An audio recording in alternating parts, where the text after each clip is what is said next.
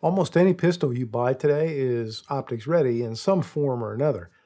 But just a decade or so ago, mounting a red dot on your pistol was an expensive commitment that included cutting and gunsmithing. It wasn't really a long time ago, but it's a long way from where we are today, for the most part. What has failed to keep pace with the market is a standard mounting pattern. The red dot manufacturers continue to insist on proprietary configurations for mounting, in my opinion, for no reason at all. So here we are in a world of adapter plates, different size screws, and sometimes outright incompatibility. But Springfield Armory, with the introduction of the new Echelon, is making life much easier and less expensive for red dot users. How? With their new variable interface system, or VIS. Instead of bulky and often costly adapter plates, the Echelon VIS uses a series of self-locking pins to fit the patterns of just about every brand footprint. Over 30 different optics can be mounted to the Echelon without having to buy anything extra. The pins are included with the gun. Changing optics from one footprint configuration to another with the Echelon is simple, and it requires no extra tools or plates. I did find that using tweezers was helpful because the pins are pretty small, so just raid your wife's makeup drawer. 3 different pin sets are provided in the box with your new Echelon, and between them you can mount just about any optic you wish to use. Springfield Armory also has a very handy compatibility list that tells you exactly which pin set to use for which brand and model optic. Pin set number 1 is already in the slide with the new Echelon, and it's the set you'll use for RMR footprint optics, as well as the cover plate for when you go without a red dot. It consists of only the 2 front pins, whereas pin set number 2, which is for the Delta Point Pro footprint, and set number 3 for the Shield footprint, each use 4 pins. These self-locking pins do much more than just make our lives simpler, as if that wasn't enough.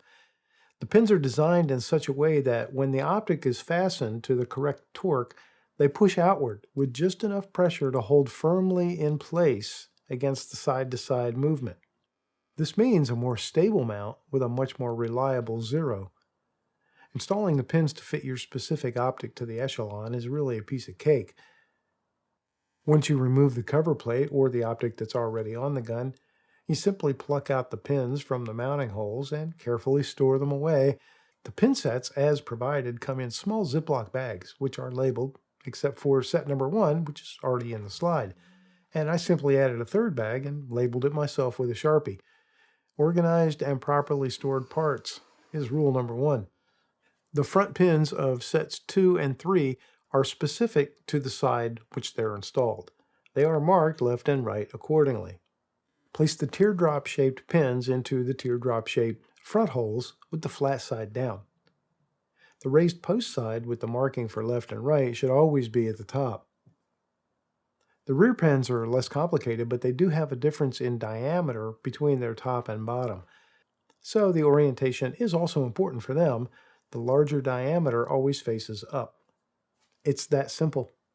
There are a number of advantages to the variable interface system for both the end user and the manufacturer. For Springfield Armory, I think it makes good sense to allow maximum optics compatibility right out of the box, and the pins are likely a very inexpensive accessory to mass produce compared to quality adapter plates. In fact, if you need to ever replace them, you can purchase the full set of pins from Springfield for under $20. I've seen companies that charge significantly more than that for one single adapter plate. And for the consumer, the same low cost of manufacturing shows in the retail price of the gun. You're not paying for 5 adapters that you might not ever use, or having to pony up $30 for the one you do need.